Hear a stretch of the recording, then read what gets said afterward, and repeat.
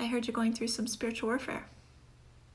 Now, how did I know that? Well, it's Passover season, and the month leading up to Passover is always a time of intense spiritual battles because you're choosing, are you going to stay with Pharaoh or are you going to follow God? Revelation 14:12 gives us the two things that we need to have endurance in the last days.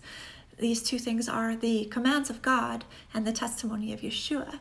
Now, what do these two things do? Well, obviously, the testimony of Yeshua is your salvation. It's the door in which you enter the kingdom of God. Now, the commands of God are to keep you on the narrow path, to keep you on the straight road, so that you know exactly what's ahead. God's calendar and his feast days are seasonal. They repeat every year. And so if you are keeping his feast days and his commands, you always know what the next leg of the journey is and what you should be focused on.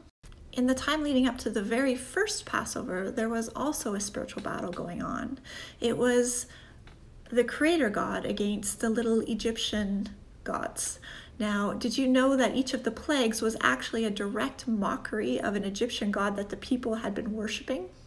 The creator of the universe was directly showing the Egyptian people and the slaves exactly who he was and that he was in control. Every time that God sent a plague, Pharaoh had a chance to let the people go, but instead Pharaoh made life harder for them until the Passover. So as these plagues are going, all these people are making different decisions on who they're going to side with. Are they going to side with Pharaoh and his little baby demon gods, or are they going to side with the creator of the universe? Are they willing to let go of what Pharaoh has to offer in order to head into the wilderness, fully trusting God and nothing else?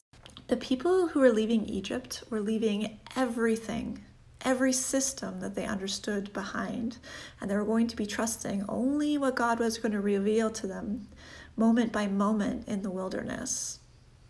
This spiritual back and forth, this battle, this deciding where your faith lies, was a battle for everyone involved, and it was continuous. The people were told to eat the Passover dinner in haste, with their sandals on their feet and their loins girded, so that they were ready to go.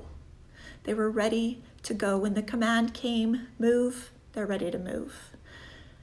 They were going to be leaving everything that they knew behind. Yes, they were slaves, but they understood their slavery. They didn't understand their freedom yet. But were they willing to listen, and were they willing to go? Choose this day who you will serve.